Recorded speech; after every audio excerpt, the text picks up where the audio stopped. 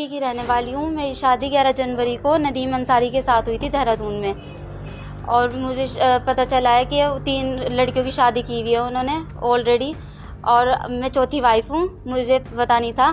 और उनके केस चल रहे हैं 2 लड़कियों के जो ऑलरेडी उनकी शादी हो रखी है। कि मेरे साथ मारपीट भी की, बहुत ज़्यादा मुझे मारने की कोशिश की, मुझे डिटॉल तक पिलाया, मुझे जला के मारने की भी कोशिश की।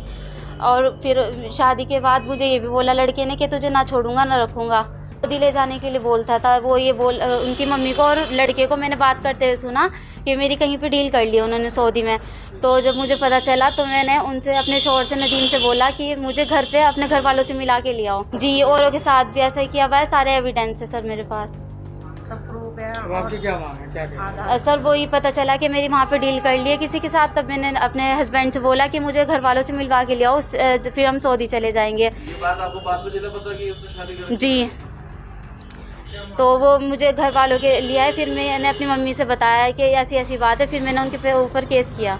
रिश्ता क्या था आपने? ये रिश्ता किसी ने बताया था, उसकी नदीम की लड़के की खाला है मंगलोर, उन्होंने बताया था कि मेरा भांजा है और अच्छा है, अकेला है, लड़का है, अच्छा कमाता है, सऊदी रहता है। हमें ये नहीं मालूम था ये ऐसे ऐसे परेशान करेंगे, इस तरह से वो करेंगे। लेकिन हमें अब उसमें मार्च में पता चला है इनकी हकीकत का। फिर हम मतलब इनके सब वो देखते भाई रिश्तेदारों में गए, और जो पहली वाइफ है उनके बारे में पता किया हमने, और सबके मतलब प्रूफ हमारे पास सब कुछ है।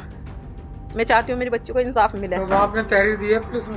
जी, पुलिस में, ATM के सब जगह तहरीर दी, मैंने रजिस्ट्री कराई, लेकिन अभी तक कोई वो नहीं है। हेल्पलाइन में 3 तारीख भी लग चुकी, लेकिन वहाँ पे भी कुछ हुआ नहीं, और वो बाहर जाने की सुराग में है कि वो किसी तरह बाहर चला जाए। मैं चाहती हूँ वो बाहर ना जा पाए, वो सऊदी रहता है ना, वो ये चाह रहा कि यहाँ से मुँह होकर बाहर चले जाऊँ। और 5 भी देखते फिर रहे वो अब कि 5 भी लड़की देख के, और वो फिर बाहर लेके जाना चाह रहा, क्योंकि उनका हकीकत हमारे सामने आ गई, और जो पहली वाइफ थी उनकी भी आ गई। उनके यहाँ पे वो खुले ना उनके, अब 5 भी देखते। उनके मेन मकसद ये है कि लड़की को ले यहाँ से वो करके निकाह करके, और वहाँ पे कुंवारी बना के लेके जा रहा है वो लड़का सऊदी। लेकिन उनके मतलब ये मकसद पूरा नहीं हो पा रहा। और वाइफ उसकी कहाँ की रहने वाली है?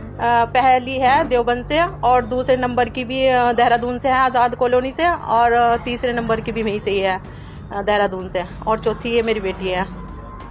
कब गई जाती है आपकी उसकी? 11 जनवरी को 2025 में। किसने कराया था रिश्ता?